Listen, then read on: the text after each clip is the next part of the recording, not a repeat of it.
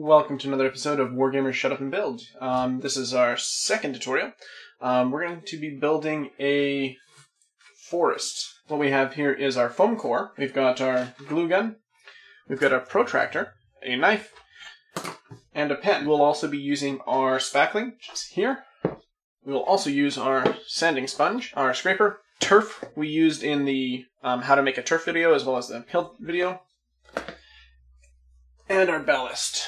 In addition, we of course will need glue and our craft paints. What we're going to do is we're going to basically draw out a rough shape of the top part of the fort. I'd like it to be an unusual shape, so something like that. When we cut it out, it doesn't have to be precise. The top layer's got to be smaller than the bottom layer, so you want to keep in mind how big you want the forest to be. Now this is going to be a very large forest if we do it this way. I think instead we'll make it a bit smaller actually.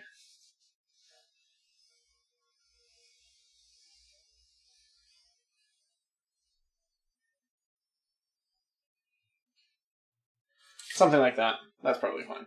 What we're going to do, take our trusty hobby knife, and we're just going to cut it out. Cut in at a bit of an angle. We want the blade to be angled so that we're creating a small, very small slope around the worst bits.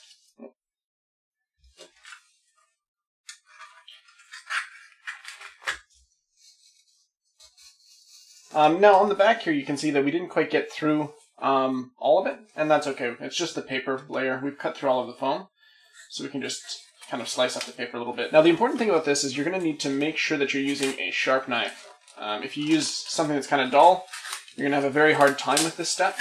And here's the top part of our forest. Take this part, and we want to cut out where we want the trees to be, or we want to draw out where we want the trees to be. Now we don't want them to be too large, so we can just take a piece of paper or take this, and we want to make sure that our trees are not going to be super gigantic. And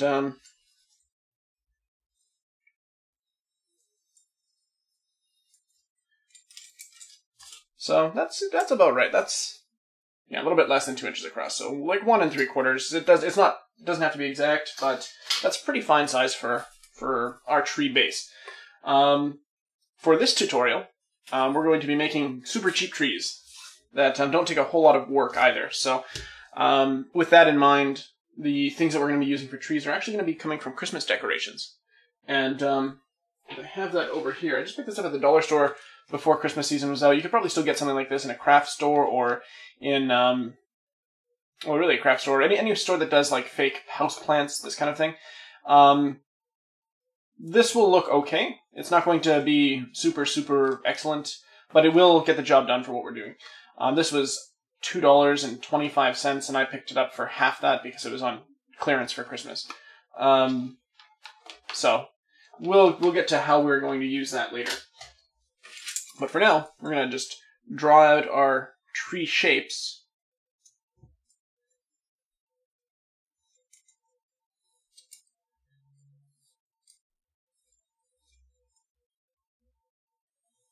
There we go. So we've traced out our 3 circular shapes, and now we're again going to cut them out, but this time we want to cut them out as straight as we can. So we don't want to angle it like we did with these ones necessarily. The more exact it is, the better off we are, actually. And don't worry about making too many mistakes. We can cover up a lot of the things that we screw up on, so it's not that big a deal. And same thing here, we've got a little bit of paper left. And once you're through the foam, you may need to just go on, like flip it around and cut out basically just the paper layer. And we want to hang on to these. So those are important to keep. So we've cut out our 3 pieces. We are going to just kind of trim out some of this.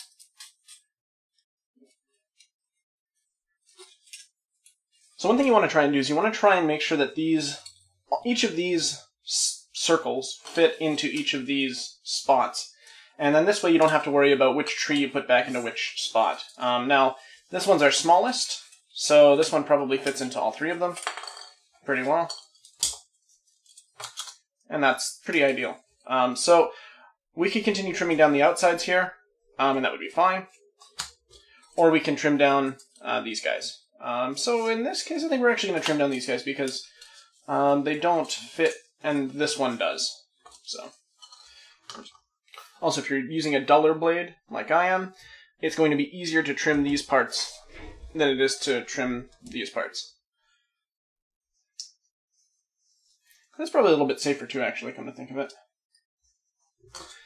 That's more or less okay. They're more or less the same size. They fit into each of the spots. And now we can set them aside. One thing I forgot to mention is we're actually also going to be using just simple magnets. Now this comes with 50 of them. I think I paid like $8. We're not going to need 50 of them, but that is something we will be using. So this stage we're going to take our top part of the forest and we're going to glue it down to some more foam core, or foam board, whatever you want to call it. And fortunately, because of the paper layer, we can use hot glue and it will not actually melt the foam. And we want to glue it down kind of in the middle, the best we can. And so this is pretty much done as far as being glued down. It's still warm, but it's not going to prevent us from continuing on to the next step. So then we take, I don't know, a bit of this, we cut it off. This stuff's not needed as much anymore. And we basically we're not going to bother drawing, we're going to just kind of, again, angle cut the outline of the base of this forest template.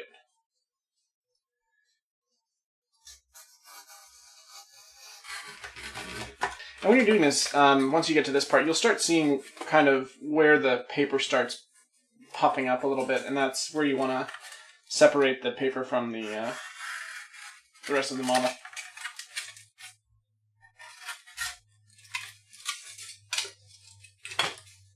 Again, we don't need this part now.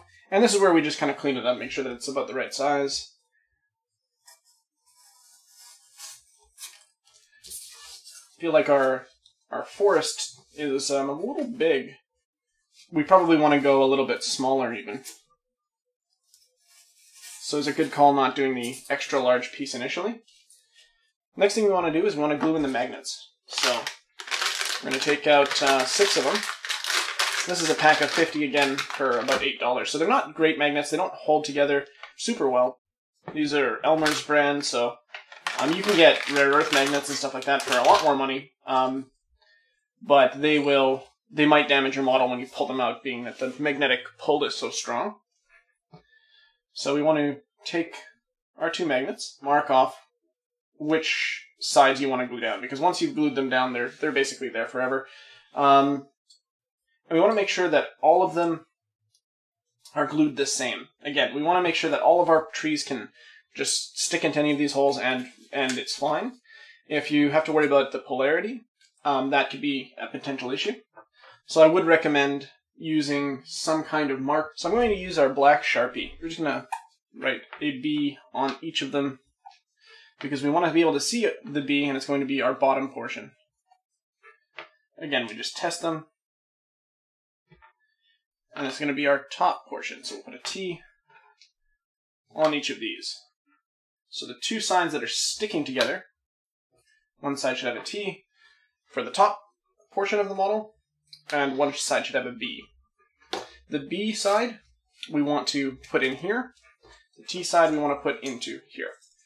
So the way we're going to do this is pretty simple, actually. We're just going to take one of these magnets, and actually, yeah, you could draw around it. I'm not going to be that precise.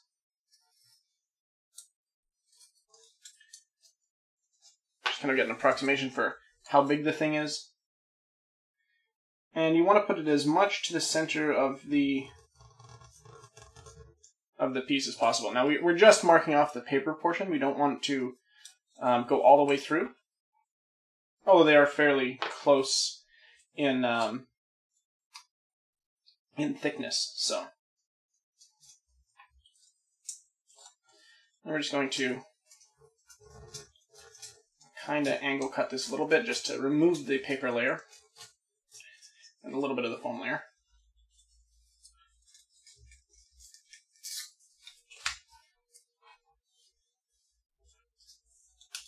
Then with our fingernail, we're just going to pull out the excess foam in this spot. And it's still actually a little too small for what we're doing here.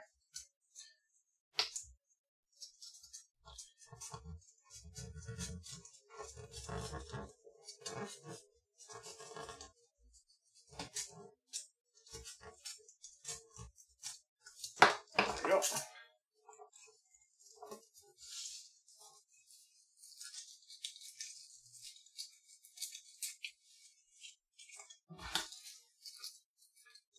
And again, we want to make sure that that bottom paper layer is exposed and is present, because these particular magnets are, I believe, a 1/4 inch thick.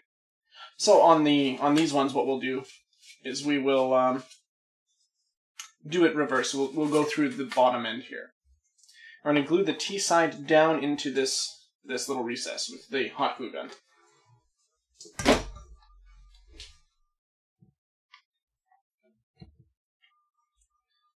We don't want to get too much of it on the foam parts because it's going to be super hot and it will melt. We want to press down fairly hard so that a lot of it squishes out.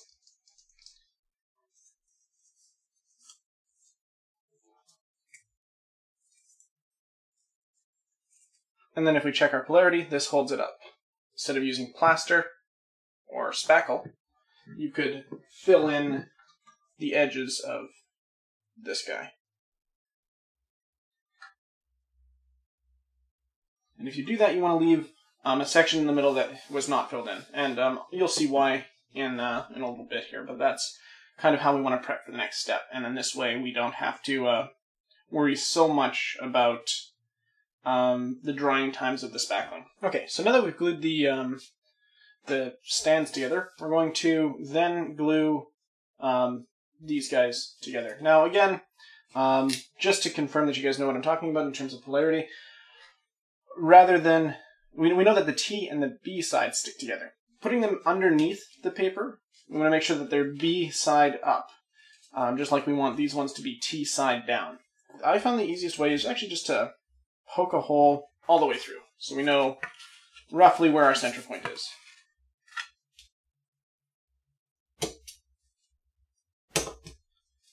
And I want to make sure that we do go all the way through. So then with our Sharpie, we've got those 3 spots. We want to make sure that we cut out a roughly magnet-shaped hole.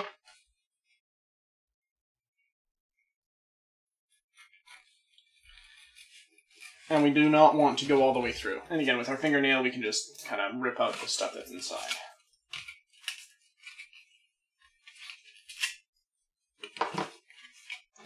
For this step, you want to be careful about not pressing too hard down, because you have to remember there is a layer in between us that is basically just air, so you could just push right through it. Another thing you could do is you could take some of the excess foam core, or foam board, depending on what you call it in your area. Just cut out a little square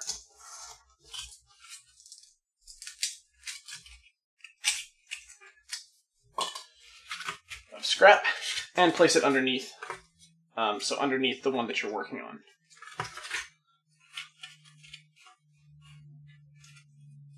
And that should give you something to press on, because again, you want to make sure that the bond between the 2 layers is good, but you also want it to be rather thin. Now for this step, we're not going to bother loading up the top with glue so much, because we're not going to have spackling under here, so we don't have a need to fill that area. Yeah, if you look at the bottom of it, it's kind of ugly, but it's not that important.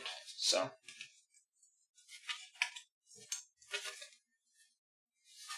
And there we go. So if you take one of these pieces, it should just fit in there, and as you see, they are magnetized, which is exactly what we want. And then effectively we just do this another 2 times. Some of you may be wondering, why go to all this trouble for magnetic bases? And the thing about War Machine and Hordes is that the forests are basically just forest bases. There is no real need to put trees on a forest base for gameplay terms. trees don't block line of sight. And by that I mean that physical trees don't block line of sight necessarily. It's all about the base of the model. So this whole thing will be a forest even though we only have 3 trees. The reason why we're doing this is the reason why you put trees on them in the first place. It's just to have a scenic element. And then having that scenic element, we want to make sure that it doesn't hinder gameplay. So being able to remove them means that we can then have models walk through these tree areas without having too much of an issue. You could just put trees on stands and stick them on a flat surface, but I feel this is a bit nicer. And it's not that much extra work, believe it or not. It's a little bit of extra work. So I feel it's worth the time to put in. You may not. And you could just skip this whole magnetic step. Now that all of our magnets are glued in, and to our stands here, we can just confirm that they all work. And they do. Okay, as seen earlier, we're going to take our decorations, basically. And we're just going to pop off each of these. So with these ones in particular, we're going to take ones that are as straight as possible. And so we don't need these ones right now. We're just going to use probably these 3. So we're going to take our little glued stands. We're going to put this aside. And we're going to just glue these onto each one of these stands in the middle. Now you could use more than one of these, but for my demo here, or tutorial, we're only going to use one. So kind of a reasonably sized blob of glue. You want to just stick it in there. So that one's setting up. Now it's not glued yet. If we push it over, we'll probably mess it up a bit, but this is why we kind of glued a bit of a circle around here. It's just to build up a place to put the tree stand in. This one's probably set up okay. We can set it aside. And we'll do the next 2. And there we have it. We have our 3 trees glued into their bases. And it actually does suspend... Well, I'm trying to make sure that we've got enough light for that, but you can actually hold it upside down, and they'll stay. So, with that in mind, we'll carry on to the next step.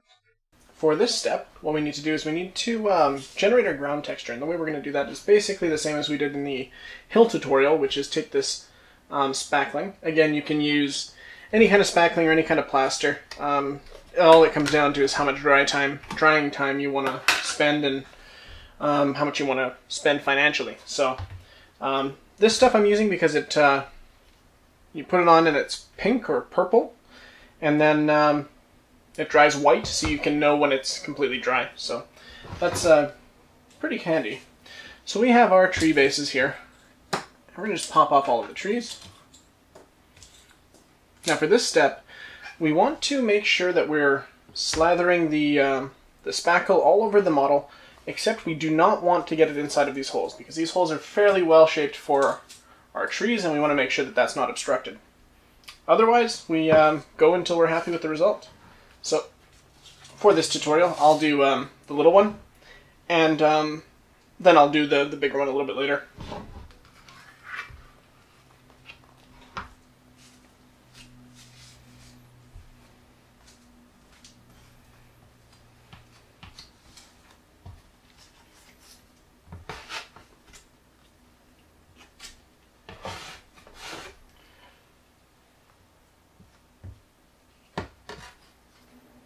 That's probably fine. So, now with the trees, same thing.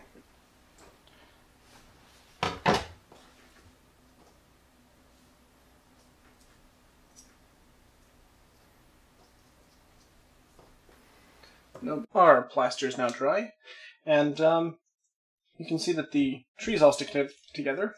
There's one mistake I made with these, and it was that I didn't check the polarity between this tree, or these trees, and this other forest. If that's something that's important to you, you want to make sure to keep that in mind.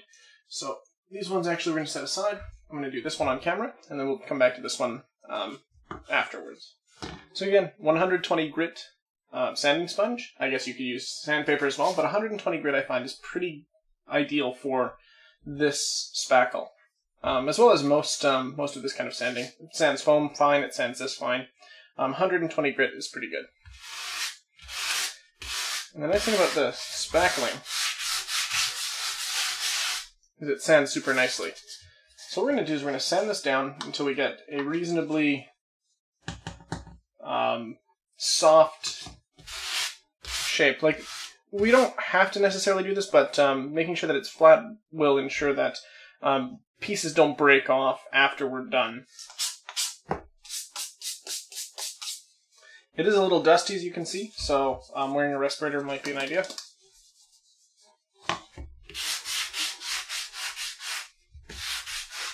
So for this step, that's probably fine. Again, we just want to make sure that there are no little outcroppings around the edges, because any plaster pieces or any spackling pieces will be likely to break off if that's the only thing that's supporting them. So we want to have a relatively smooth surface. Once we go over this with our next layer, the fact that there's not a perfectly smooth surface here and here and here isn't going to be the end of the world. As far as the trees go, we want to do the same thing, basically. We just want to make sure that when we put them in, little pieces of spackle aren't going to bust off. And the best way we can do that is just by making sure the outside edges are more smooth than they are right now. We don't have to be super careful about sanding all the way up to the base of the tree here. It's not that important. So if we just do a little bit on the outside, that would be fine. We want to sand the tops just enough so that we're making sure that no large pieces will be breaking off of our model. That should be perfectly fine. So, they both fit in there. They both fit into either slot. That's good, that's all we need from that. For this part of the tutorial, we're going to need our craft glue, or tacky glue, or school glue, whatever you're using. We're going to need a little bit of water,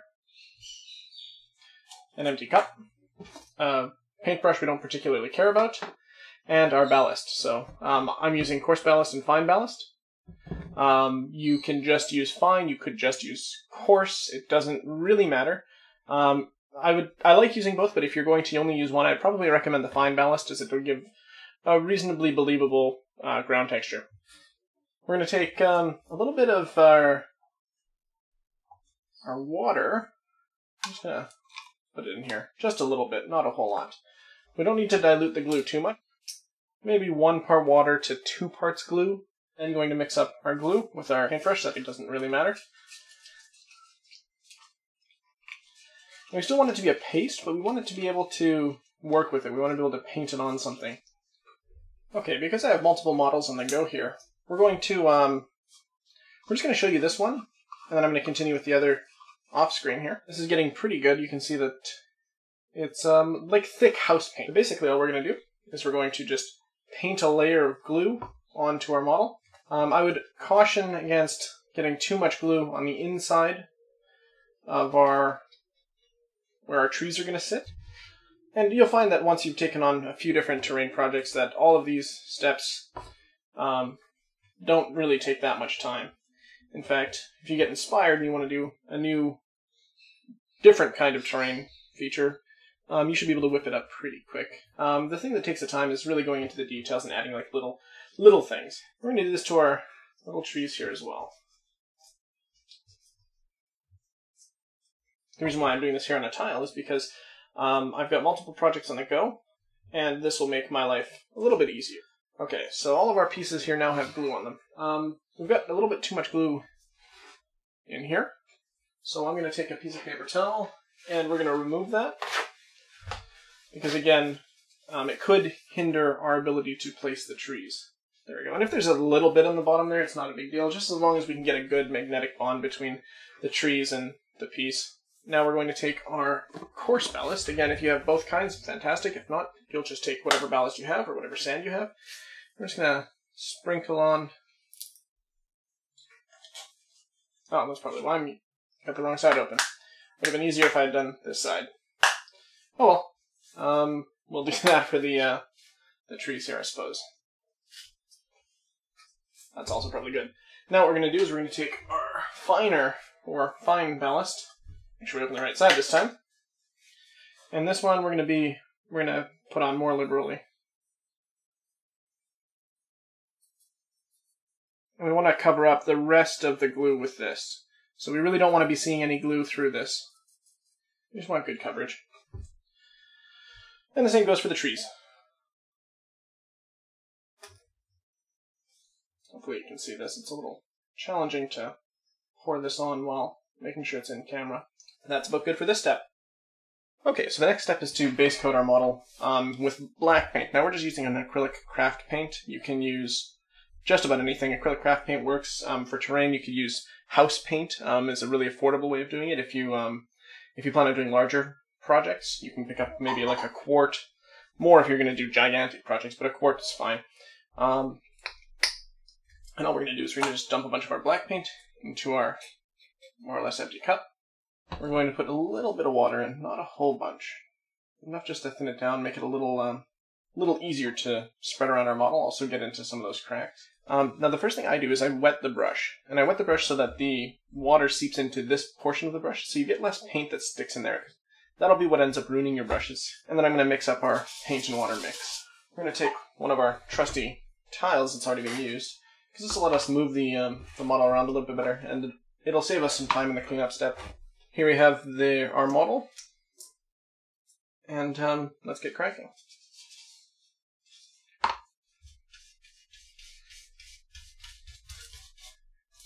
Also, any spots that don't have ballast in here are going to be covered up nicely by the paint, the black paint, so you won't be able to see a whole lot of it if there are little tiny patches that are missing.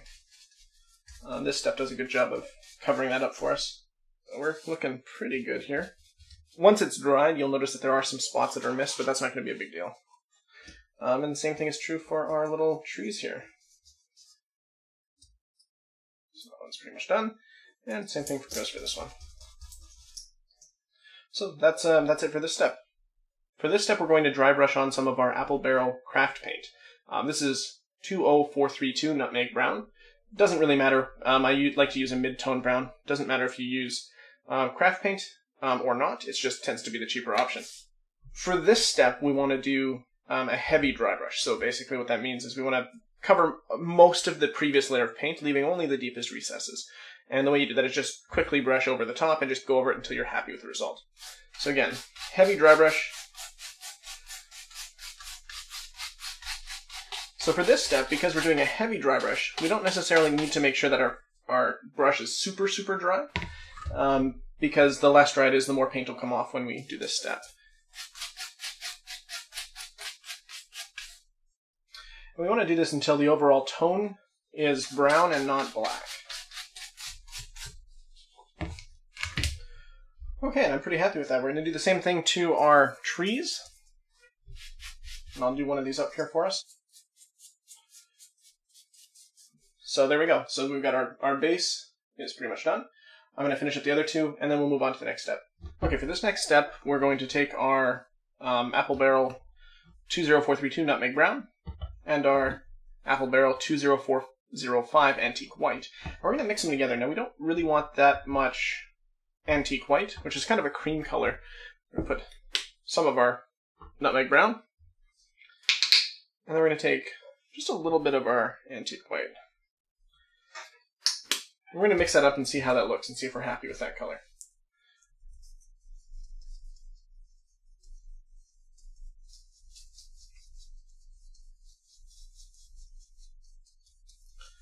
So that's pretty good, actually. I'm pretty happy with that.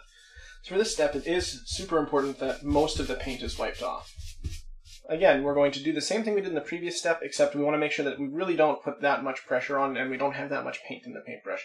Just enough to get the very most raised edges of our model. So you'll have some good variation between the different colors. And you'll notice that this side is a little bit lighter than that side, and it's pretty good for our forest base, I feel.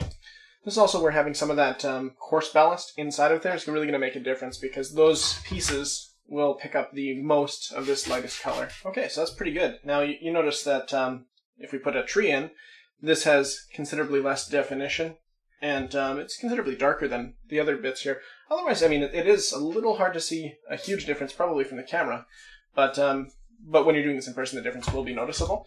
And at that point, you know that your current layer has been applied successfully, and it looks how it's supposed to look.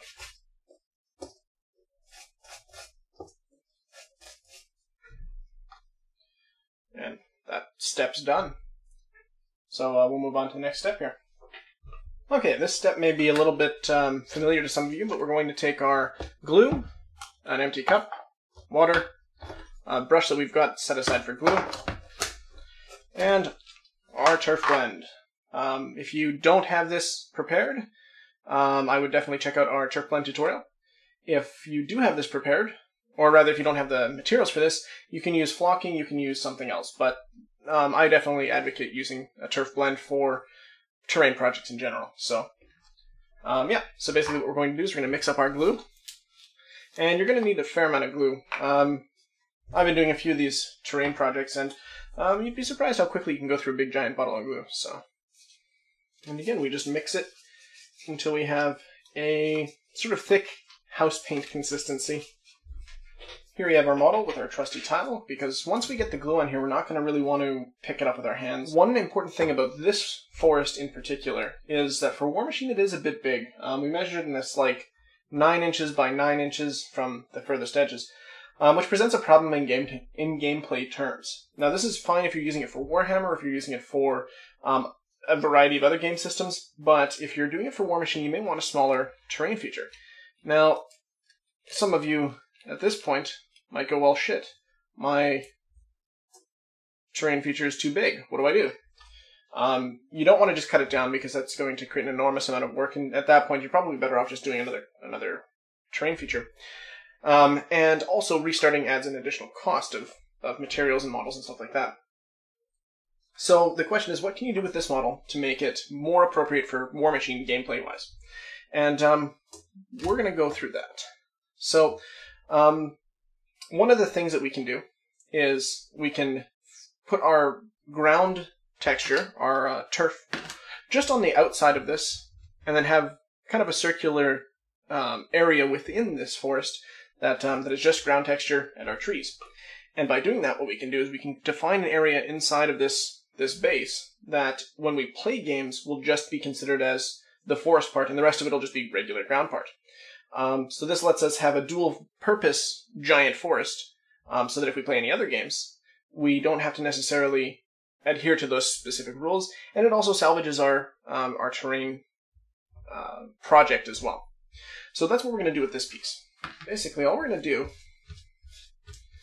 is we're going to put glue around the edges here.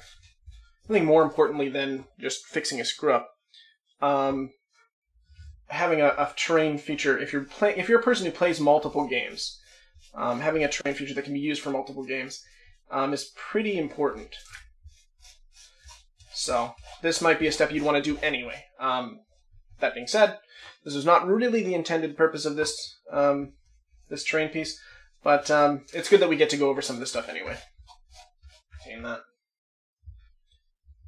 And because we're doing it this way, we're not going to have to do anything to the trees.